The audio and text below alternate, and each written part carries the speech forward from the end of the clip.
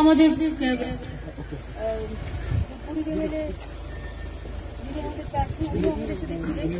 নির্মলদা হসপিটালে আছে, মহুয়ারাও ছিল, সকলে জেলা পরিষদের সভাধিপতি থেকে শুরু করে চেয়ারম্যান, জলপাইগুড়ি মিউনিসিপ্যালিটি সবটাই আমাদের দেখা হলো এবং মৃতদেহ 4টে পরিবারের সাথেই দেখা হয়েছে।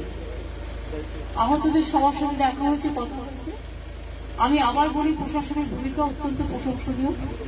তারা আপন উদ্যোগে যেভাবে রেস্কিউ অপারেশন করেছেন এত তাড়াতাড়ি, এখানে প্রায় 700-800 বাড়ি একেবারে উড়ে গেছে এবং পেশেন্টগুলো দেখলে বোঝা যাবে কারো হাত কেটেছে, কারো পা কেটেছে, কারো গলায় মানে পুরো আমাদের যেটা বলি আমাদের শোল্ডারটা সেটা ভেঙে গেছে, কারো মাথা ফেটে গেছে পুরো, কারো বুকে চাপ পড়েছে, নানা রকম মাথায় লেগেছে, চোখে লেগেছে, নাকে লেগেছে।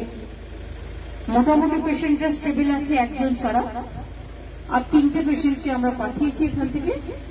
সেটা একটা হর্স নিউট্রিয়া হসপিটালে গৌতম পাঠিয়েছে, আর 2টো পাঠিয়েছে নর্থ বেঙ্গল ডক্টর মলয় চক্রবর্তী আচ্ছা ক্লিনিকে পাঠিয়েছে। তারা একটু, তবে একটা অপারেশন হয়ে গেছে, ভালো আছে, আর 2টো শুনছি ভালো আছে, একজন মনে হয় 2জনের মধ্যে সিরিয়াস আছে। এই অবস্থা।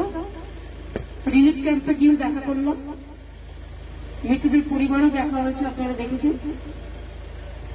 এদের ঘরবাড়ি কিচ্ছু নেই, যতক্ষণ ঘরবাড়ি করে না দেওয়া হবে এরা আশ্রয়হীন অবস্থায় রিলিফ ক্যাম্পেই তাদের সময় কাটাতে হবে।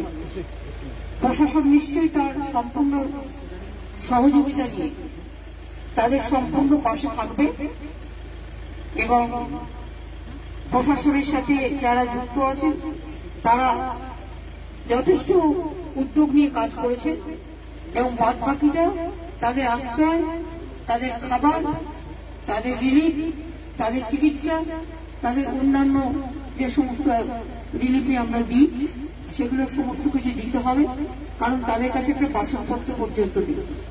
ইলেকশন ডিক্লেয়ার হয়ে গেছে, আগামী 3 মাস এমনই একটা অবস্থা, অসহায় অবস্থা, ইচ্ছে থাকলেও আমি নিজে বলতে পারবো না, প্রশাসনের মতো করবে।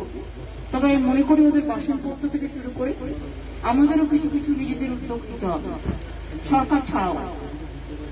বাসনপত্র থেকে শুরু করে, কাপড় জামা থেকে শুরু করে কিছুই ওদের নেই। অবশ্য জেলায় থাকেই, কম্বল থেকে শুরু করে, ধুতি শাড়ি থেকে শুরু করে, জামা কাপড় থেকে শুরু করে সবটাই জেলার কাছে থাকে। আমি আশা করি জেলা প্রশাসন সঠিক বন্দোবস্ত করবে এবং বাদবাকি যে কাজগুলো আছে আমরা যথাস্থানে কথা বলে প্রশাসনকে বলবো শুরু করবো। দিদি, আলিপুরেও তো অনেকগুলো ঘর বাড়ি নষ্ট হয়েছে, আপনি কি সেখানে যাবেন কালকে? আপনি যান না? আলিপুরের জলপাইগুড়ি কত দূর? জিজ্ঞেস করি। আলিপুরে অরূপ কালকে যাচ্ছে। ঠিক আছে।